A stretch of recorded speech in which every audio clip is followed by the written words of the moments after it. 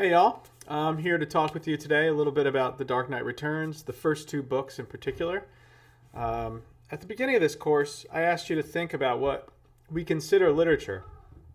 Is literature poetry like Blake's London, or rap lyrics like Kendrick Lamar's Institutionalized? Is there room in the term literature for both? What makes one thing literature and worthy of study in a classroom and another thing not?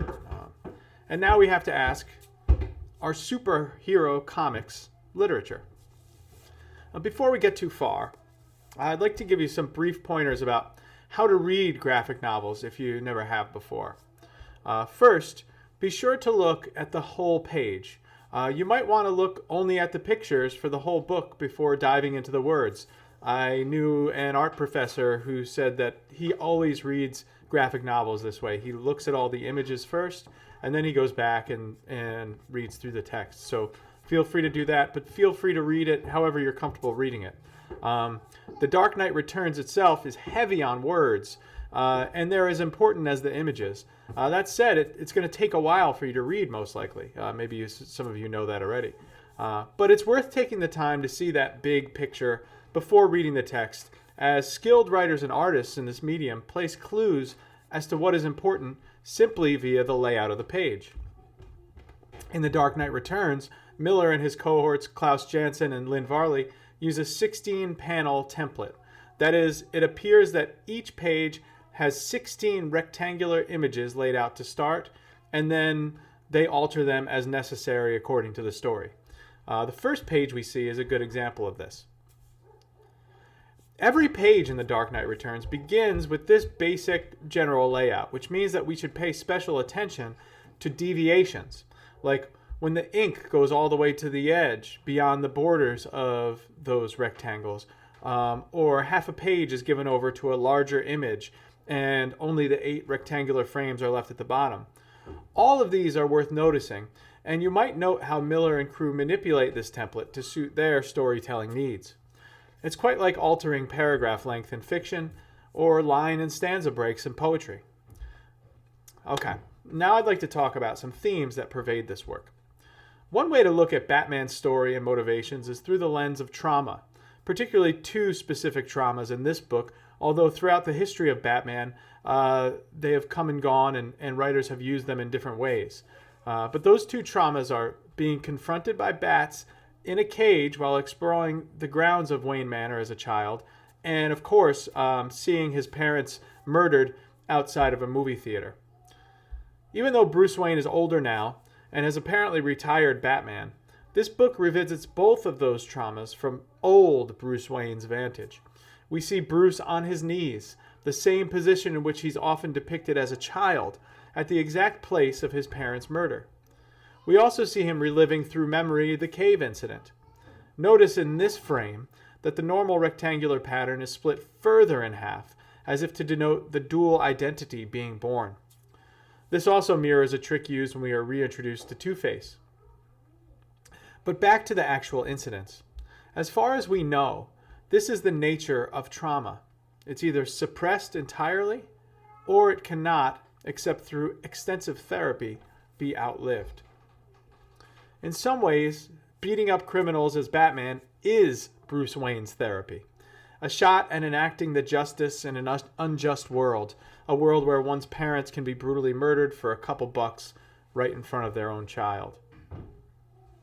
Given that, it's unlikely that Bruce Wayne could put Batman away for good. And that's one reason why Batman's return is outside of Bruce Wayne's hands. This original trauma, along with the setting of a swelteringly hot Gotham overrun with criminals, and then the return of supervillains, help force Dark Knight out of hiding. As much as Bruce Wayne does not want to have Batman come back, it is not something he can control. Through inner monologue, we get the Batman persona telling Bruce Wayne, "I am your soul. You cannot escape me." Another idea to keep in mind right from the first page is the effect of television on events.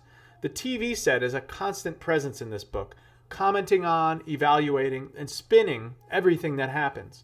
In real time, we get the commercial, sensationalized TV analysis of scenes we'd just seen occur from Batman's vantage.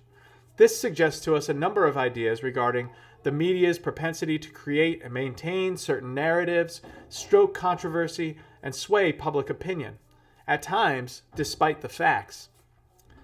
Our main villain in Book 1 is Two-Face, Harvey Dent. And if we keep our eyes open through this book, there's a duality that pervades the entire thing. We touched on this a little bit earlier when talking about Batman's cave incident. Bruce and Batman, Commissioner Gordon and his replacement, the media's view of events, and the facts. All this emphasizes this idea that there's two personas at work within an individual, or there's sort of two forces fighting against one another. All of this collapses, though, in Book 1's last page, when Batman admits to Dent that when he looks at him, what he sees is a reflection. This is a central tension that has run through Batman from the beginning. How alike is he to the villains that he fights? And this brings up further questions. Is Batman actually a hero? Or does he belong in the asylum with the Joker and the rest of them? In The Dark Knight Triumphant, the vile habitat of Gotham is broadened by a number of references to 1980s geopolitics that mirror the Reagan administration and its controversies. There are direct references to Reagan. Reagan notoriously liked jelly beans and always had a bowl in his office, whereas this fictional president seems obsessed with mints. And also the Iran-Contra crisis, wherein it turned out that the CIA was selling weapons to Iran in order to fund a coup operation in Honduras. Here it's the mutants receiving guns and munitions from a corrupt general who eventually commits suicide. Interestingly, Superman is aligned with these corrupt powers, even though he is the ultimate patriotic do-gooder. And he stands in contrast with the controversial, reclusive, vigilante Batman. The main enemy, the mutants, are exaggerated beyond belief. They're super predators, murdering without thought or remorse, seemingly with glee. Their only goal is to terrorize. They may be Bruce Wayne's parents' killers multiplied by 1,000 and way scarier. That's perhaps why Batman must take such pains to dispense with them. I'd also like to draw your attention to the importance of female characters in this work. They come in a pair as well. We get Carrie, the new Robin, and Ellen Yindel, Police Commissioner Gordon's replacement.